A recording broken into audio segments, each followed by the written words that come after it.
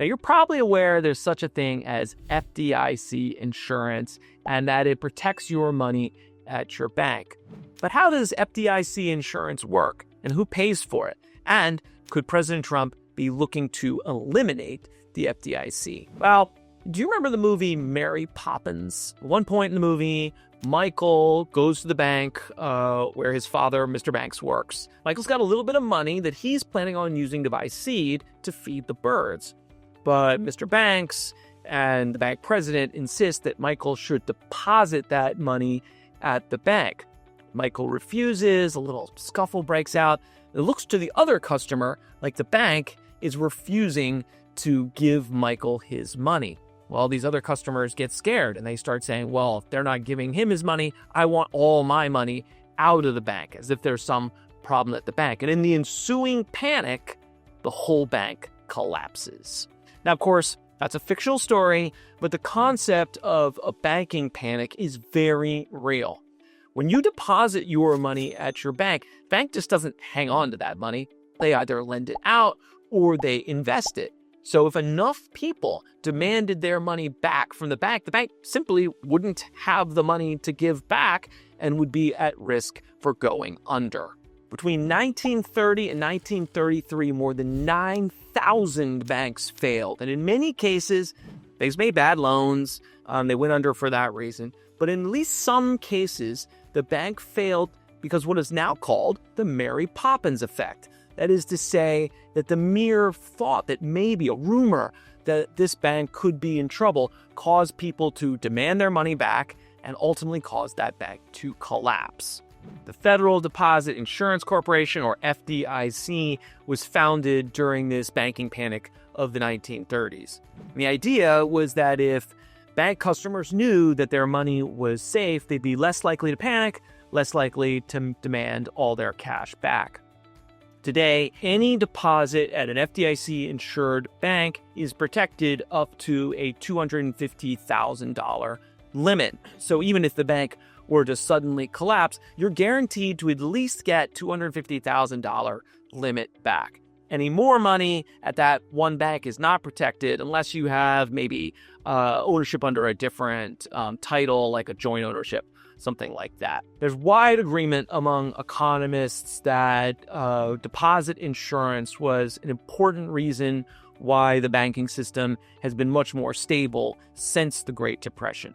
Even during the 2008 financial crisis, where many banks failed, no depositors lost any money as long as they were under that FDIC limit. And this helped stabilize the banking system much more quickly. It's probably a reason why that 2008 recession only lasted 18 months compared to the 12 years that the Great Depression lasted. So who pays for the FDIC? Well, a lot of times offhandedly, people will just say that your deposits are government guaranteed. And that's true in a sense. The FDIC insurance is full faith and credit of the U.S. government. But to be more precise, the FDIC doesn't get any money from Treasury or from Congress. It operates actually like a traditional insurance company. The FDIC charges a premium to banks for deposit insurance, and every bank has to get that deposit insurance in order to be in business. And that money sits in what's called the Deposit Insurance Fund. It gets invested in Treasury bonds, it earns interest, and when a bank fails, the FDIC uses that fund to pay out any protected depositors. Now, the insurance fund has actually run out of money 2 times in the past. Most recent was in 2009. In that case, the FDIC borrowed from the Federal Financing Bank. Then they raised premiums on banks and made them pay more for their deposit insurance. And they used that extra fee to both pay back the borrowings, but also replenish the deposit insurance fund. The key thing here is that the FDIC doesn't cost taxpayers anything. It doesn't get any appropriations from Congress, doesn't rely on Treasury for any of its day-to-day operations. Functionally, the banking system pays for its own protection. Now, a question we get a lot is, what kind of protections does a brokerage account have? That is, the kind of account where you might buy stocks or bonds or funds or what have you. So a brokerage account is very different from a bank account. Like I said earlier, when you deposit money at your bank, they don't keep the money, they lend it out. So essentially, the bank doesn't have your money, the bank owes you your money. That's why having something like FDIC is so important. With standard brokerage account, this isn't the case. The brokerage does, in fact, keep your money separate from the company's money. There are some exceptions to this, like if you use margin or something called securities lending programs. But even in those cases, those are relatively unusual. And the activities of the brokerage are so much more narrow than what a typical bank does. So generally speaking, if a brokerage firm fails, your money is still sitting in the same account, still invested in the same things it was before. In fact, it's actually usually true that the brokerage itself isn't bankrupt. There's something called a holding company that is bankrupt. So for example, in 2008, when Lehman Brothers failed, it was Lehman Brothers Holdings that went into bankruptcy. Lehman's brokerage unit was explicitly not part of the bankruptcy filing and kept operating. The U.S. brokerage was sold to Barclays 2 days after the initial bankruptcy by the bankruptcy court. And so had you been a customer of Lehman at that time in a regular brokerage account, you would have just woken up one morning and found yourself a customer of Barclays.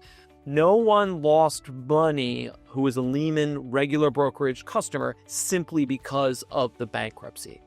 Now, there is something called the Securities Investor Protection Corporation, or SIPC. A lot of times it's just called SIPC. Now, this sounds a lot like FDIC and is similar in the sense that it is an insurance pool that's meant to protect brokerage customers. However, in practice, the protection is totally different from what FDIC provides. Again, since brokerage firms typically don't use your money the way a bank does, there's usually not a lot of losses for SIPC to protect. Typically, the things that SIPC does do is sort out something like a money transfer or maybe a trade that was in progress and didn't get completed. If somehow there's a loss from something like that, SIPC will make a brokerage customer whole up to $500,000.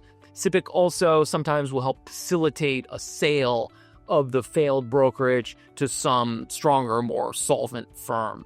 So importantly, SIPC doesn't protect you from market losses. So if you lose money because the market tanks, that doesn't have anything to do with SIPC. You're not going to be protected. So again, FDIC and SIPC, they may seem similar, and I hear a lot of confusion between the two, but they're really apples and oranges. FDIC is a critical protection for all bank customers, but for your brokerage, the most important protection is just that your money is separate from the company's money.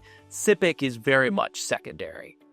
Getting back to the FDIC, there's some reports that President Trump could be looking to eliminate the FDIC. But I'd like to emphasize that what's being considered is not eliminating FDIC insurance, it's eliminating the FDIC office.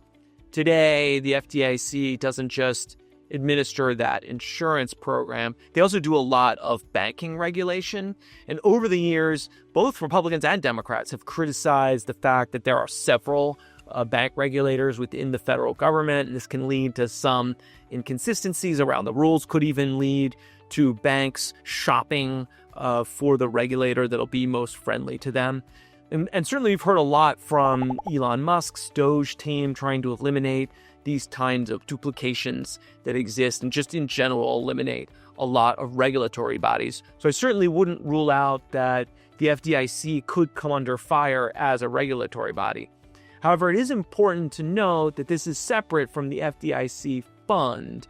I don't think there's any desire in either party to eliminate deposit insurance.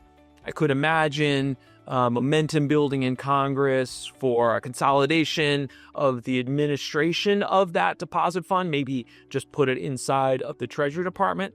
But the deposit insurance program, it doesn't cost taxpayers any money. It's actually quite popular. So there'd be no meaningful support in Congress to actually eliminate deposit insurance. But hey, what do you think?